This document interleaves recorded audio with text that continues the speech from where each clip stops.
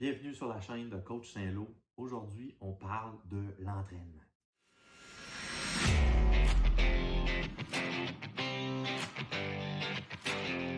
Un sujet que je trouve qui est surestimé, du fait que les gens parlent de comment faire cet exercice-là. Ah, si tu places ton bras comme ça, si tu te places comme ça, blablabla, blablabla.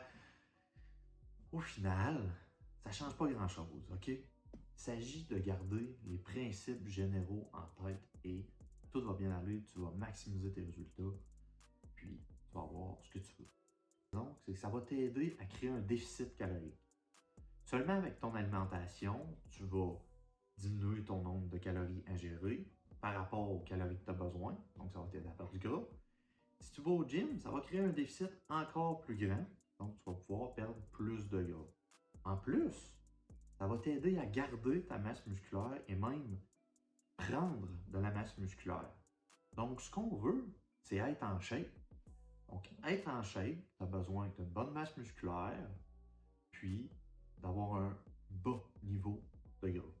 Que ce soit pour les gars, pour les filles, que ce soit pour la prise de masse musculaire ou la perte de gras, les entraînements tactiles vont être très semblables. Parce que, oui, tout le monde est différent, là, on va en revenir, là, mais les principes restent toujours les mêmes, OK? Quelqu'un qui voudrait perdre du gras, la seule chose que je ferais de différent, c'est que j'ajouterais, je le forcerais un peu à faire un petit 15-20 minutes de cardio après son entraînement, seulement pour augmenter le déficit calorique. C'est quoi les principes qu'il faut que vous ayez en tête? Plus le principe qu'il faut que vous ayez en tête. C'est le principe de l'échec musculaire. OK? En 2022, aujourd'hui, on est capable de dire, avec toutes les études, que qu'est-ce qui stimule le plus la synthèse de protéines et la création de masse musculaire, c'est la tension qu'on crée dans le muscle. Et plus qu'on avance dans nos répétitions, dans une série, plus que c'est difficile, plus qu'on est capable d'aller chercher certaines fibres qui ne travaillent pas souvent. Donc la tension va se transformer en réaction chimique dans ton corps et stimuler ton corps à faire de la masse musculaire ou à garder de la masse musculaire, OK? À stimuler la synthèse des protéines. Ça peut être complexe, c'est très complexe, je ne veux pas embarquer trop profond, mais ce que tu dois faire, quand tu fais une série, tu dois aller proche de l'échec musculaire. C'est environ les 5 dernières répétitions de l'échec musculaire qui sont efficaces, qui stimulent le plus la synthèse de protéines. OK? Donc, quand tu fais une série, exemple, que tu es capable de faire 15 répétitions, et puis tu arrives complètement à l'échec musculaire, tu n'es pas capable de faire 16 répétitions. Donc, l'échec musculaire est à 15. Mais ce que tu dois comprendre, c'est que tu tiens environ entre 10 et 15 répétitions si ton échec musculaire est à 15. Donc, tu dois donner de l'intensité à tes workouts. Il faut que tu donnes un peu. Quand on dit qu'il faut que tu donnes, c'est pas nécessairement prendre 15 secondes de break entre tes séries. C'est que tes séries soient intenses. On va en reparler du temps de pause, mais tu n'as pas besoin de prendre des temps de pause courts pour avoir des bons résultats. Okay? Là, on parle du concept de l'échec musculaire, mais il y a une autre chose aussi qu'il faut faire attention. C'est de bien contrôler nos séries. Donc, quand tu fais, je vais donner le move le plus cheaté qu'il n'y a pas, les lats pull down. La majorité des gens, ils tirent avec leur bas de dos, puis ils tirent d'un coup comme ça. La barre descend, elle a déjà pris une accélération, elle a déjà pris une vitesse, l'énergie cinétique. Fait que le fait de tirer, le mouvement le plus important pour tes lats ou même toute la partie de ton dos que tu veux vraiment aller recruter, tu ne vas pas vraiment le chercher parce que ta contraction musculaire, ce n'est pas les muscles que tu veux vraiment aller chercher. Ce que je veux dire par là, c'est que faut que tu crées une tension dans ton muscle, mais le muscle que tu veux travailler, pas n'importe quel. Donc, ce qui est important, c'est que tu contrôles tes mouvements. La contraction musculaire, c'est pas nécessaire d'être trop tranquillement. Mais la décontraction, ta phase excentrique, tu dois la contrôler, ta phase de descente. Ce qui est important, aussi l'échec musculaire. Je vois des fois des personnes qu'on dirait que plus ils approchent de l'échec musculaire et plus ils cheatent leur mouvement, plus qu'ils trichent leur mouvement. Ce qui est important, là, c'est que c'est normal que tu arrives proche de l'échec musculaire. Donc, reste concentré, contrôle ton mouvement, OK? Puis, accepte que tu n'es plus capable. Tu n'as rien à prouver, là. La seule chose que tu as à faire, c'est t'améliorer, OK? Accepte que l'échec musculaire existe, c'est le même pour tout le monde, là, OK? Donc, fais ton brillant, puis va à l'échec musculaire et contrôle tes répétitions. Donc, il y a un autre concept que je veux que tu comprennes pour bien organiser ton entraînement, c'est le nombre de séries. Jusqu'à quel point c'est trop ou jusqu'à quel point c'est pas assez. Une étude a démontré que faire 8 séries était optimal pour l'hypertrophie, OK? La synthèse des protéines. 8 séries, avec un bémol, à l'échec musculaire. Donc, si tu fais, exemple, 4 séries de dumbbell press couché sur un banc, tu as 4 séries qui est marquées sur ton programme. La première série, c'est plus une série pour lubrifier tes articulations. C'est meilleur un réchauffement dynamique, un réchauffement que tu bouges.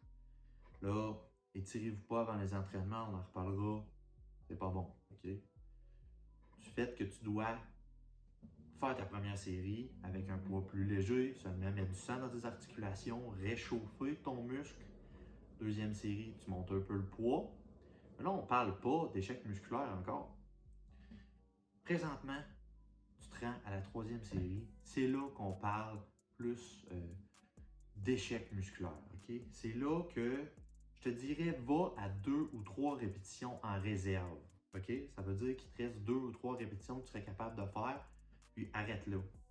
C'est difficile aussi de juger combien de répétitions il te reste dans le tank.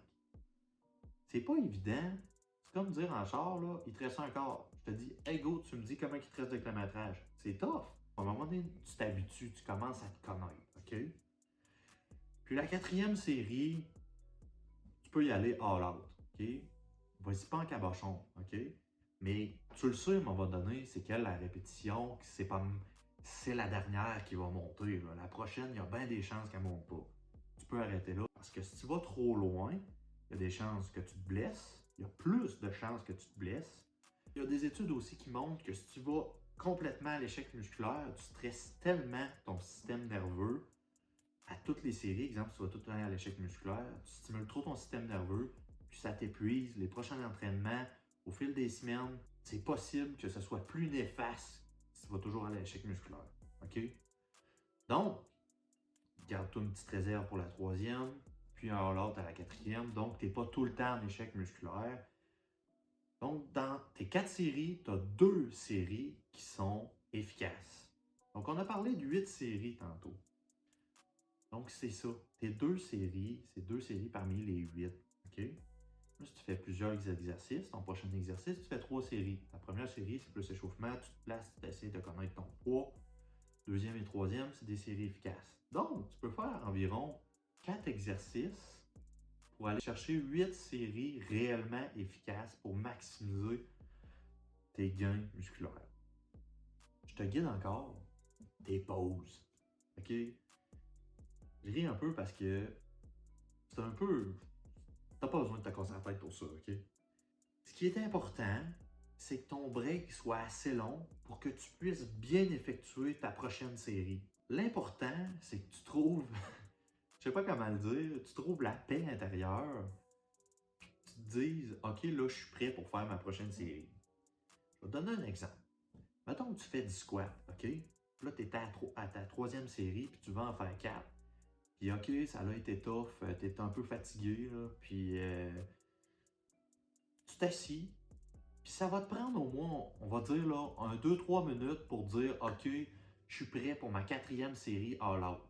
Parce que c'est normal qu'après 30 secondes, tu n'aies pas le cœur pour faire une autre série jusqu'à l'échec musculaire. Là. On est, c'est normal. Ce qu'il faut que tu comprennes, c'est que peu importe le temps que tu attends, si tu vas à l'échec musculaire, la majorité des études disent que tu vas chercher quand même le potentiel.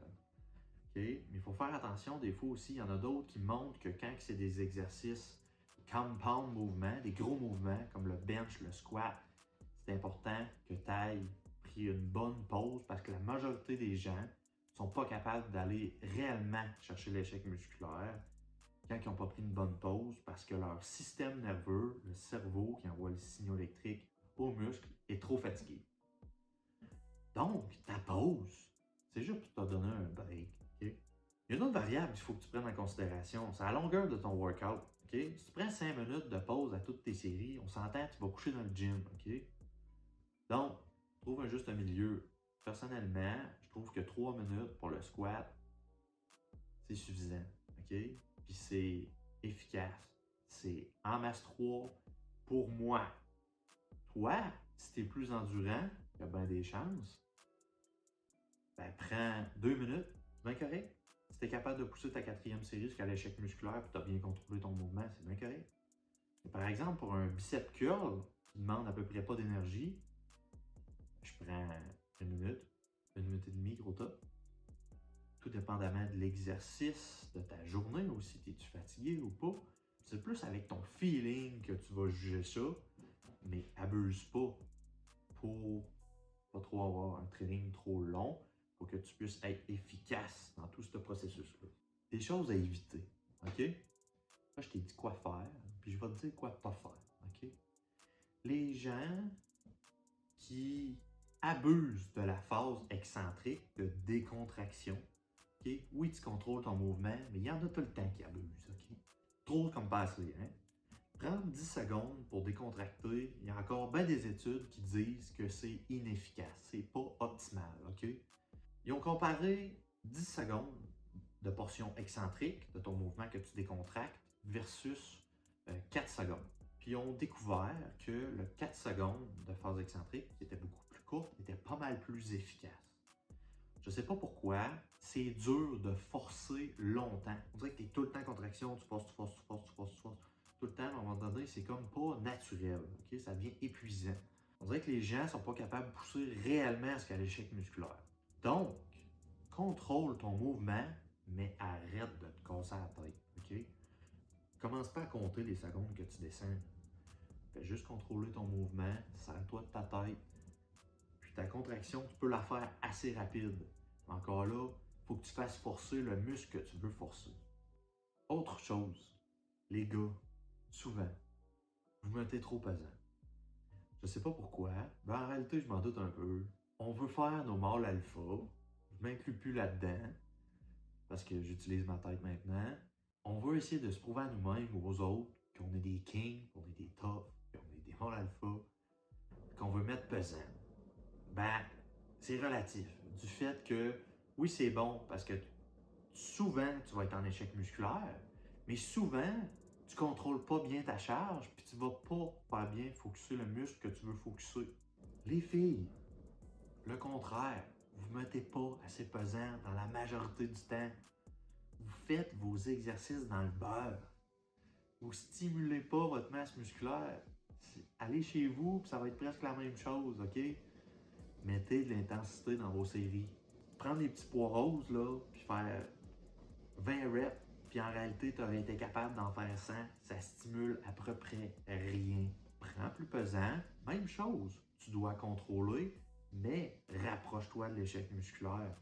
Tu dois être dans le range entre 5 et 0 reps in reserve de répétitions qui te reste à faire avant d'aller l'échec musculaire pour être dans la zone qui stimule le plus l'hypertrophie. Garde ça en tête. Si tu le sais que tu aurais été capable de faire 20 autres répétitions, monte le poids. Vas-y graduellement. Tu dois apprendre à contrôler ton corps aussi. Tu tombes pas du jour au lendemain avec 2 plates sur le bench. Là. Tu partais avec la barre. Là. À un moment donné, il faut que tu utilises ta tête. Arrêtez de faire des exercices trop compliqués. Pas tant de trucs, de choses bien. Restez à la base. OK? La majorité des bodybuilders, Ronnie Coleman, Jay Cutler, Dorian Yates, ont tous fait des trainings qui étaient super simples. Et qu'est-ce qu'ils ont en commun? Ils amènent l'intensité pour leur workout. Leurs séries sont intenses, OK? Je sais que tu peux pas devenir Ronnie Coleman, mais ça arrivera pas. Du fait que tu es naturel. Puis la seule chose que tu peux faire, c'est d'ajouter un petit peu de masse musculaire à ton corps, puis pas plus que ça.